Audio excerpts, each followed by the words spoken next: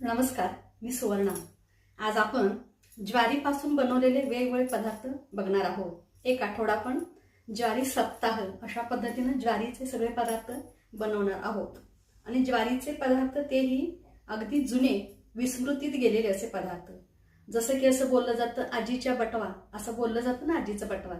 तर या आजीचा जो बटवा आहे ना, आजीचा बटवा जो कसा असतो, आयुर्वेदिक औषध असतात आजीच्या बटव्यामध्ये। तर अशाच पद्धतीनं या बटव्यातील आजीच्या म्हणजे या आजीच्या रेसिपी अगदी पौष्टिक असे असतात ना।